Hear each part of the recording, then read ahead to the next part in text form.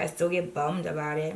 And yeah, it's been 14 years, and that seems like a long time to be bummed out about something, but the offenses are new every day, okay?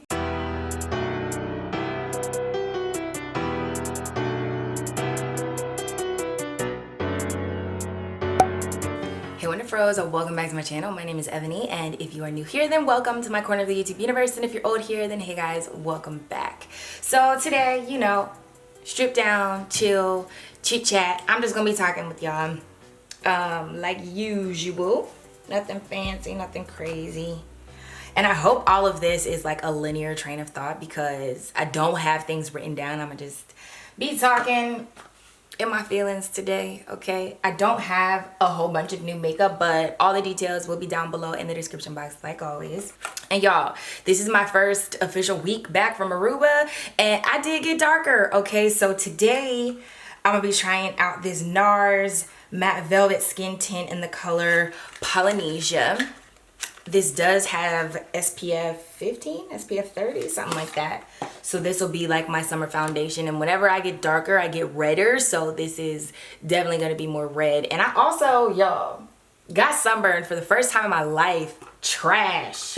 Trash, trash. SPF is real. You need it. Use it. The first day that I was in Aruba, I didn't have any. I didn't spray on, put on nothing. And then after that, I did get some. But that one day on the beach has my shoulder peeling, and it's disgusting. And I hate peely things.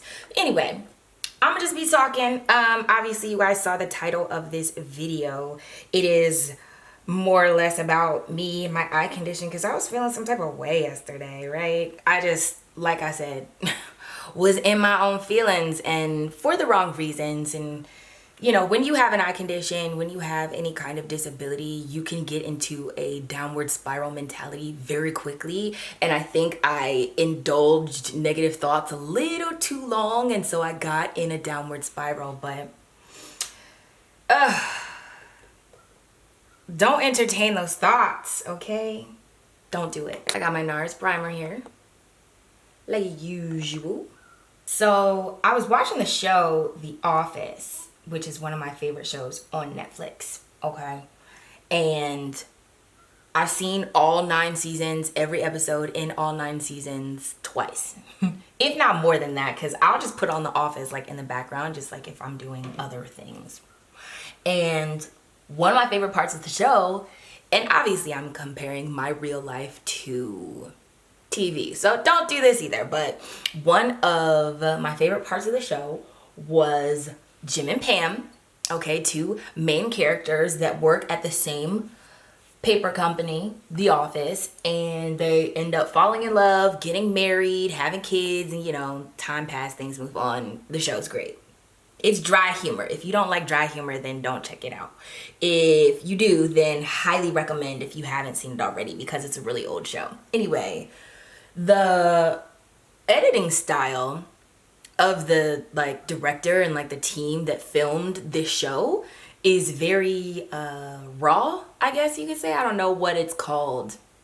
I don't know the official term for whatever this editing style is called, but they'll do like zoom ins and the camera will shake a little bit and they try and like catch people's reactions.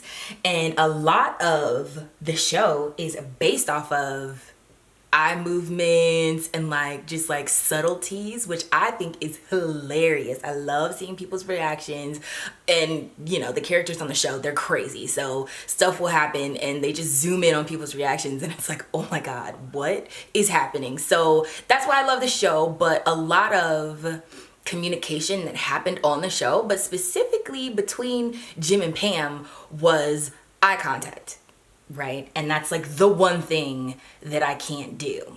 And I have my NARS skin tint. I don't know why they call it a skin tint because it's definitely a full coverage gig, and I mean, can double as foundation, but whatever. Like I was saying, a large part of the show is eye contact. Oh, this is watery. Oh, I forgot how watery this is. Okay. A large part of the show is eye contact and just communication, body language, right? And a lot of language, a lot of communication is body language, But because I have my visual disability, it is hard for me to pick up on body language and social cues that tie into facial expressions because I can't see them very well. And so that leaves me in kind of like a really weird category of not being able to read people as well as I would like. I think I can read people relatively well, but still not as well as I would like. And, you know, I pay attention to a lot of other social cues that fill in the blanks or attempt to fill in the blanks for me, because I can't just flat out see that somebody's mad or see that they're irritated. It just, you know, doesn't work like that. And for all of you that are new, hi, my name's Ebony. I have an eye condition. It's called Stargardt's disease. My central vision is missing, so I use my peripheral vision for things, but it has still left me legally blind. So for me, I was just going through the show and seeing how much communication they had, love language wise, in just their eye contact and, you know, their facial expressions. And I just got in my feelings, okay? I did. I got in my feelings because I think, not that, you know, like, okay, whatever, fairy tale romance, it's TV, things don't always happen like that. I get it. But even some derivative in reality, it's never gonna happen like that for me because I can't tell things like other people can tell things. And that made me really upset, like to the point where I stopped watching the show and I just needed to like make a drink, okay? Because I don't need my mind and anxiety wrapped up in something I can't control and something that I can't do and haven't been able to do for a long time. But, you know, it just really put in perspective for me how much I'm missing sometimes. Like a lot of times I don't focus on it. I think I'm blessed. I think there's a lot of stuff that I do and can see, but that show, like just that day made me just realize like I do miss a lot. And if someone else isn't there to point it out for me, you know, I can't see it, and I hate that.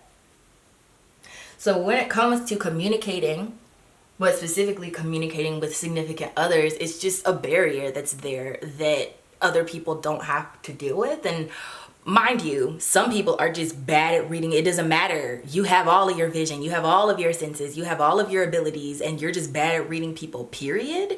But I like to believe that I'm better at reading people, and I can't be my best self because I have this eye condition in my way. I have this communication barrier that hasn't gone away. Like I've lived with this for 14 years, and I think I've had some decent workarounds, but it's still, like I said, unless someone else is there, I don't notice it. I don't recognize it. I don't respond properly. And it just came down to blindness being very isolating because, like I said, 80% of communication and language is body language. It's not even what you're saying.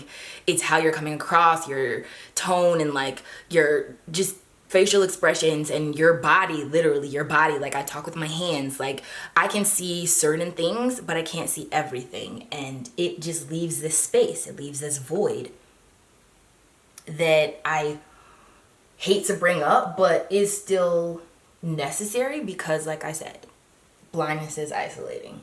And for all of you out there that have like blind friends or friends with disabilities, but specifically visual disabilities, if you have anyone out there that you're dealing with on a regular basis that struggles with eye conditions or anything, or like just visual problems, try and be more audible about things that you probably wouldn't be audible about. And that's just my one little way of appearing more normal than I actually am. If I'm ever hanging out with friends, they'd be like, oh my God, did you see that? I'd be like, no, what happened? And then they have to narrate something that just happened, which is kind of what I do all the time anyway, but also, you know, they're nice to do it because they don't have to, and they don't need to narrate life for people that aren't visually disabled. But it helps. And a lot of times I fall into this space, this headspace of just feeling like I'm by myself, all by myself. Often, which I am, you know. even like based off of my job and what I do for a living, like there just isn't a lot of communication like with other people. And maybe that's for the best, because I think people misinterpret me often because I can't pick up on social cues, and so I get written off as like mean or negligent or dismissive sometimes. And it's like, it's not that. I really just didn't see you. I'm not being rude. I couldn't recognize you. I couldn't do it. I also have my NARS concealers. And like I said before, I entertained the thoughts too long. I shouldn't have dwelled on it as long as I did, but I just remember thinking like, when is it gonna be over? I just remember thinking like, I wish there was a way to fill the gap, right? Because it will exist. It does exist, and I can't focus on what's not there because it leads to like a negative downward spiral mind frame. You have to focus on what is there, what vision I do have left, and how I can use that to my advantage. Or lack thereof.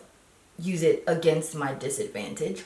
But blindness can be an isolating thing. And I know people have different kinds of blindness. Obviously, mine is physical, but you could be blind in relationships. You could be blind in your spiritual life. You could be blind in a lot of different things. And there's not really a comparison for it unless you've experienced blindness yourself and for prolonged periods of time. You know what I mean? It can't just be, oh, I was blind for a day, that changed my life. Like, no, be blind for a year. Try having to figure out your life like this, because it's not a joke. It's crazy. I think humans are amazingly resilient for everything that they can overcome, but it's a lot more that has to be overcome usually when you talk about disabilities and physical disabilities, because stuff that you wouldn't even think affects us does. And by us, I mean people with disabilities. I'm not comparing. I'm not saying that other disabilities are better, worse, whatever. If you have any disability whatsoever, there is usually a gap, some kind of barrier between you and normal.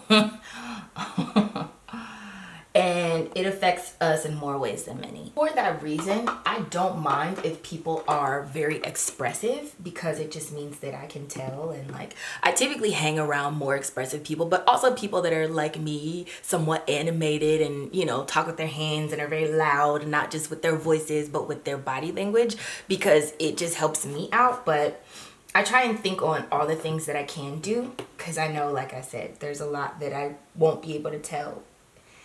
And as I've said before, you can't entertain the thoughts too long, because you get in a downward spiral, you get in a negative mind frame, and it can last for minutes, sometimes hours, but also days, because you wake up tomorrow and the same thing that was wrong with you yesterday is still wrong with you today. Like, it's not going anywhere.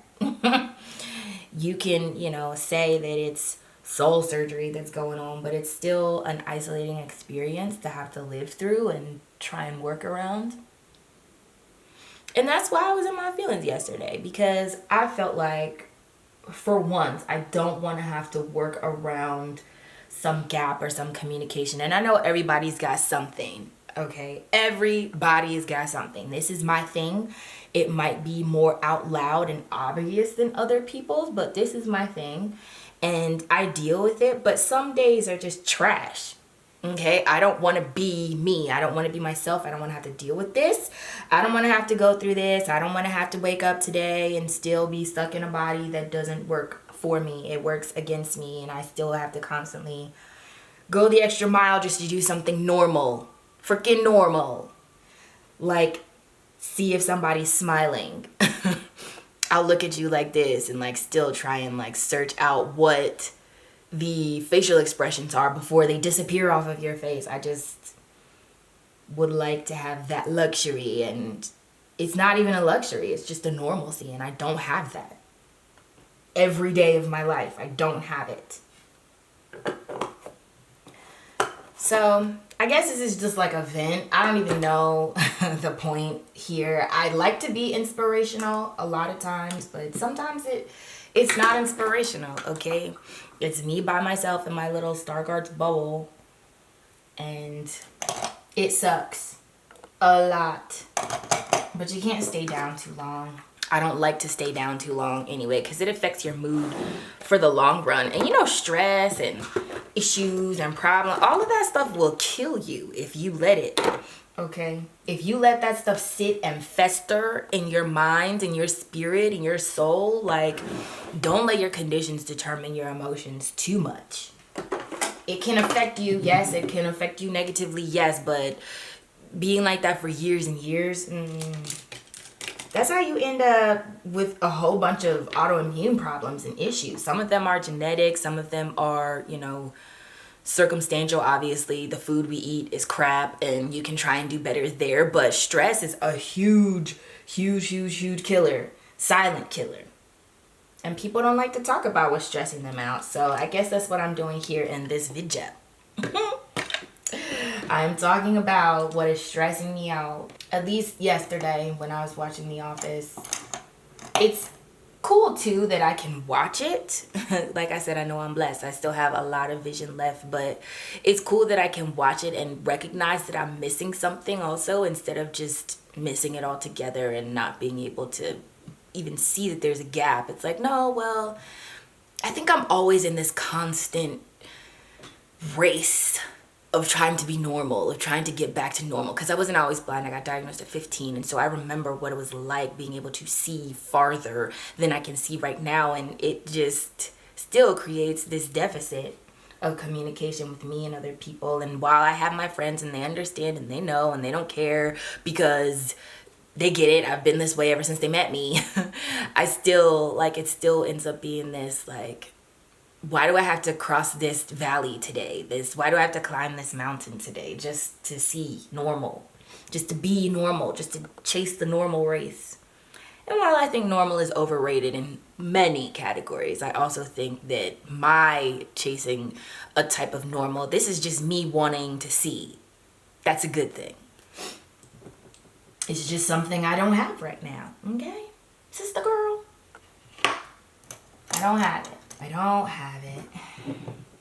And that has to be okay most days, but it was not okay yesterday.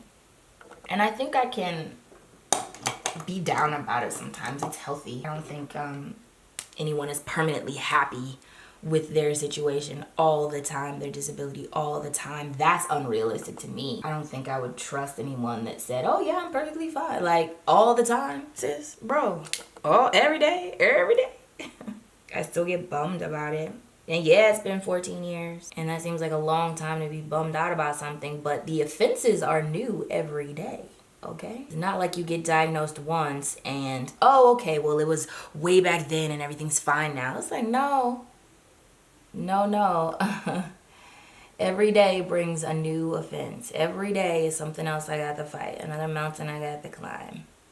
And while I can exist in an area that is set up for my success and set up for me to still function, a lot of times you have to venture out into areas that aren't as convenient. Like if I'm at home, which I am most of the time because I don't drive, that is fine. A lot of days I don't even really focus on what's wrong with me because I am in an environment, I created an environment where I can still function and I can still do what I want to do and I can still go where I want to go.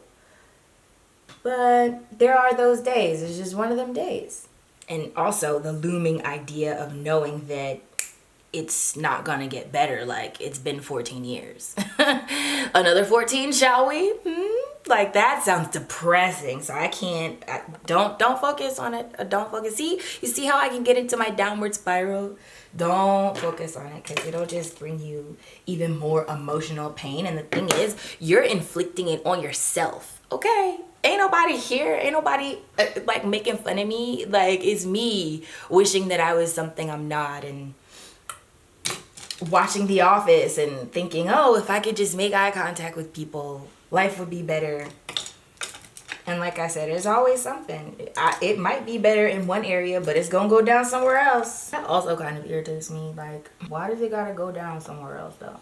I got my e.l.f. eyeliner. Y'all know I love my chunky eyeliners. And the thing is, if I get up close enough, I can see lots of things. But life does not afford you that luxury, being able to get up close. Especially because you're with and usually surrounded by people that do have normal vision, so they don't have to get up close. So you're always like blocking their view. But whatever. You have to be a lot more shameless and fearless and vocal about what's wrong with you, which also irritates me because I gotta walk around with the explanation in my back pocket of why I am the way that I am, just so I can get treated a certain way and not discriminated against a certain way, you know? I think it was TD Jakes that said living life is lonely business, because you feel like you're the only one going through what you're going through. And that's so true. It's so freaking true. I think you have to come to terms with your loneliness, though. Even if you're in relationships and with other people, you still go through stuff alone. It is you, yourself, and you. And the older I get, the more I am okay with it. In fact, I think I'm being more antisocial the older I get, because it's like, people and all of their fluctuating anythings is like, I can't subject myself to this all the time. It's just gonna stress me out. It's just gonna stress me out. I don't need that stress in my life. I just don't. I got my Fenty bronzer. I think I'm one of those people that has to actively work on being more social. Like, I take social spaces in doses because I don't know. I felt like naturally I was more social, and I would be more social even with my eye condition. Like, had I not had my eye condition, I think I would be even more social, you know? But now, that coupled with just life and getting older, it's like I think I'm becoming more antisocial. Which, like I said, I am okay with. Because the flightiness of other people just kind of is not something I want to deal with on a regular basis, considering my own situation. How about you guys? Are you becoming more social or more antisocial? I think I've definitely been more of a hermit. Like, let me build my own world up, and it doesn't have to include a whole bunch of people. Which is ironic, because, like, this is my job, right? Like, I'm still searching for connectivity. Still wanting connectivity. And I'm talking about being more antisocial. But on a personal level, I think it's just easier for me to take social spaces in doses. Got my NARS Power Matte Lip Pigment. I need some more of these, because these are bae.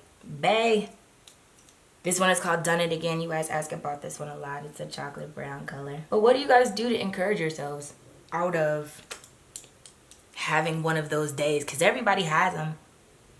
They're going to come around. They're going to haunt you. Whatever your thing is, it's going to pop up out the basement where you put it, right into the front of your brain, just to haunt you for the day. Everybody's got something that does that. And you know, my eye condition is my thing, but whatever your thing is, you don't have to share if you don't want to. But how do you encourage yourself out of it? Because nobody wants to stay in that negative of a space. Nobody wants to keep dealing with what they're dealing with either. But if it's not something you can change, then how do you get around it?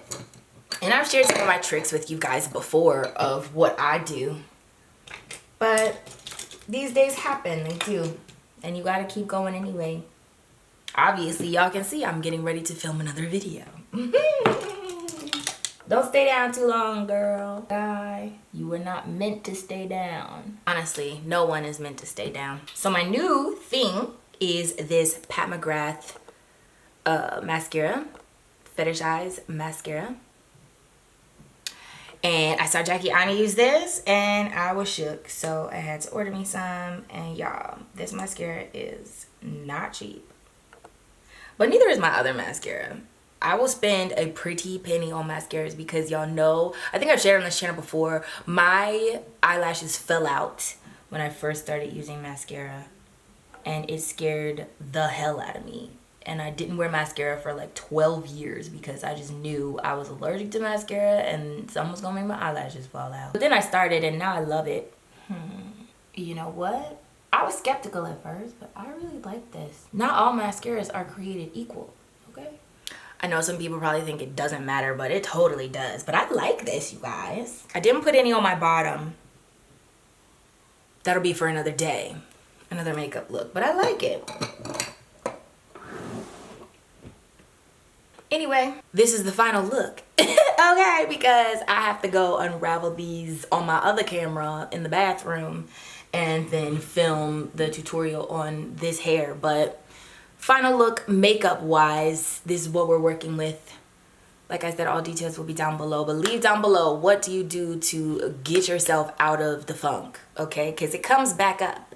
It'll come back up. You're gonna have one of those days, but how do you snap out of it? How do you get yourself back into the grinding mood, back into your regular mood so you don't stay shook too long? You know what I mean? Anyway, hopefully you guys enjoyed this video. If you did, don't forget to give it a thumbs up. Remember to let your spirit, soul, and hair stay lifted like an afro puff. Subscribe down below to my roast so you don't miss any more videos from me. Check out The Office if you like dry humor, because then we can talk about The Office, because I love that show. And yeah, I hope you guys enjoyed, and I will see you on the next one. Bye, guys.